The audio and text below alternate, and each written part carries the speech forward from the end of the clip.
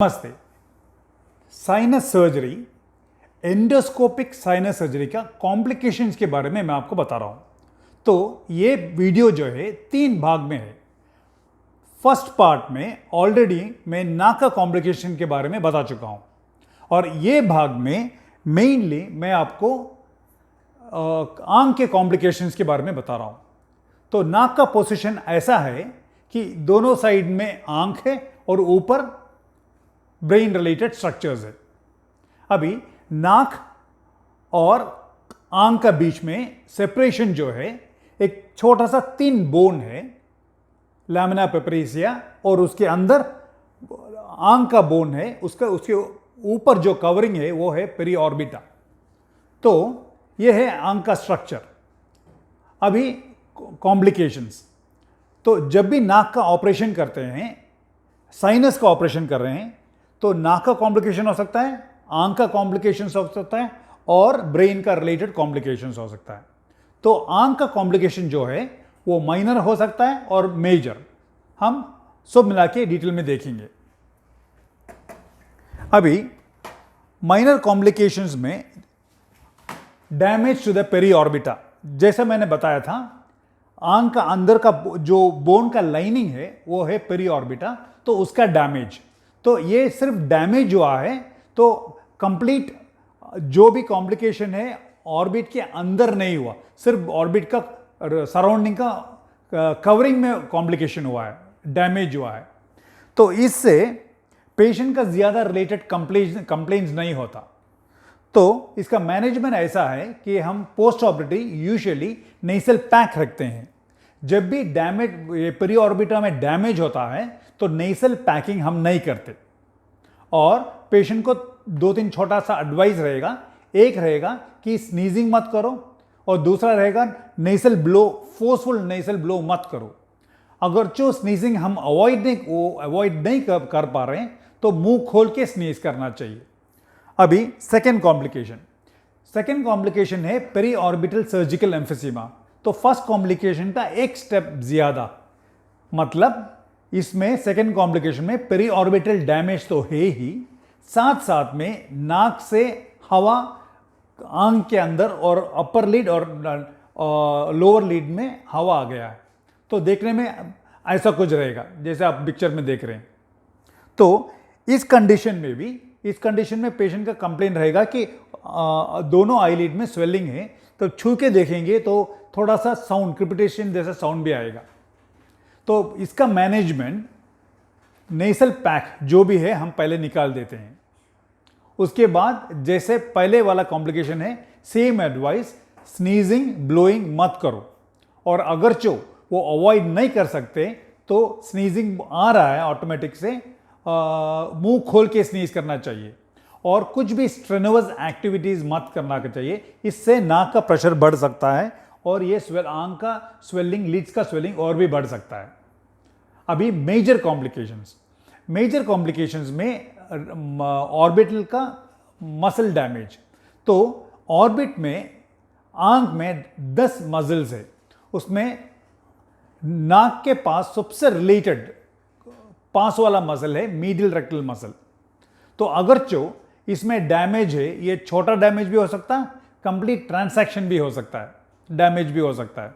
तो ऑपरेशन के बाद पेशेंट का कंप्लेंट ये रहेगा कि वो कुछ भी स्ट्रक्चर जब भी देखेंगे तो वो 2-2 करके दिखेगा, डबल विजन।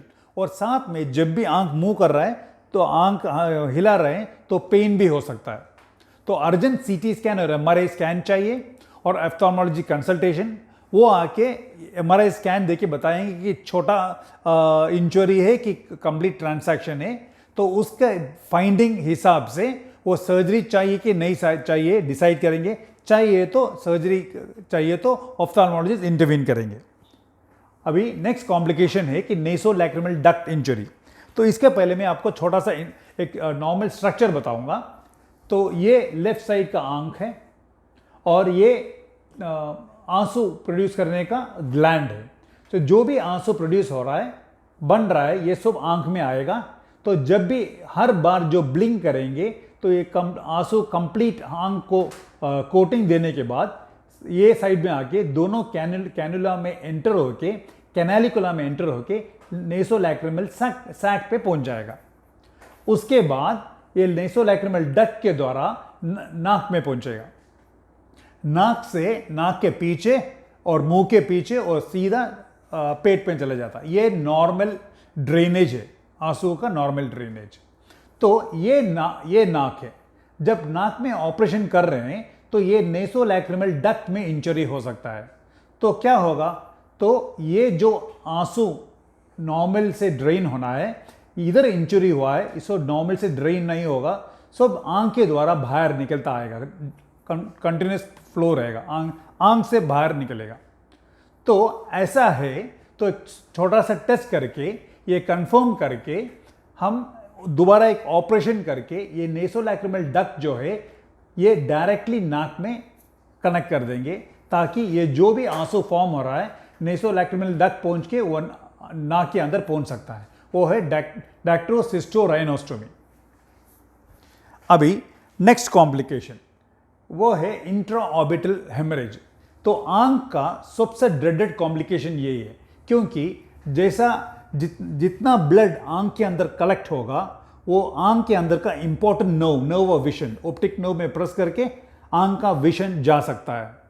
तो इस कंडीशन में क्या होता है कि जब भी नाक में ब्लीडिंग ज़्यादा है और वो ब्लड वेसल रिट्रैक्ट करके ब्लीडिंग सब आंख के अंदर जा सकता है, और पेशेंट का ये कंप्लेन रहेगा कि आंख में सीवियर दर्द है और उसको आंख हिला नहीं पा रहा।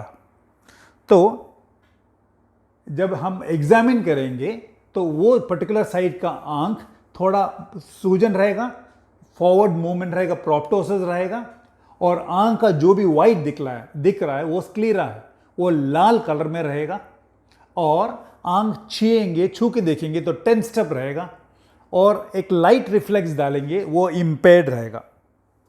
अभी इसका ट्रीटमेंट जनरल में 3 करके डिवाइड कर सकते हैं। General measures to increase orbital space बढ़ाने के लिए क्या कर रहे हैं, और measures to decrease the volume, orbital volume कम करने के लिए क्या क्या कर सकते हैं। जनरल मेजर्स में पेशेंट का हेड एंड एलिवेटेड होना चाहिए तकरीबन 30 to 45 डिग्रीज, और हम cough, sneezing, blowing the nose ये सब अवॉइड करने के लिए एडवाइस करेंगे। जो भी नेसल पैक है वो दोनों नेसल पैक कंप्लीटली निकाल देंगे। और अभी इसका नेक्स्ट मैनेजमेंट के पहले मैं आपको एक छोटा सा एनाटॉमी के बारे में, आंख के स्ट्रक्चर के बारे में मैं बताऊंगा। ये आंख का स्ट्रक्चर में, ये राइट आंख का स्ट्रक्चर में ड्रॉ किया हूं। तो इसमें एक टेंडन है, समझो ये मेरा राइट साइड है, और इसमें टेंडन है। ये टेंडन का ये अपर क्रस है, ये लोअर क्रस, और लैटरल कैंथल टेंडन। तो इसका ये फंक्शन है दोनों साइड में, ये देखेगा कि आंख का आई बॉल जो है वो करेक्ट पोजीशन में है और बाहर ना आए। अगर जो नाक से ब्लीडिंग होके आंख के अंदर चला गया तो उसको तो स्पेस चाहिए, तो जितना ब्लीडिंग ज़्यादा होगा वो ऑर्बिट आई बॉल को पुश करेगा, बट वो सामने पुश नहीं कर सकता, क्योंकि ये दोनों टेंडन 10 स्टेप है, वो सामने आई बॉल सामने आने नहीं देगा। तो क्या होगा, जितना भी ब्लड कलेक्ट हो रहा है ये सब ब्लड पीछे की तरफ जाके जहां इंपॉर्टेंट नर्व है उधर जाके नर्व पे कंप्रेस करेगा। तो ये स्पेस बढ़ाने के लिए, ताकि ये आई बॉल और थोड़ा सामने आए, ताकि और भी स्पेस मिल जाए, हमें सर्जन को कुछ टाइम मिल जाए, इसलिए हम ये टेंडन थोड़ा रिलैक्स कर सकते हैं। तो इसका सेकंड मैनेजमेंट ये है कि लैटरल कैंथोटोमी, वो टेंडन जो है वो क्रस जो है थोड़ा सा कट करते हैं।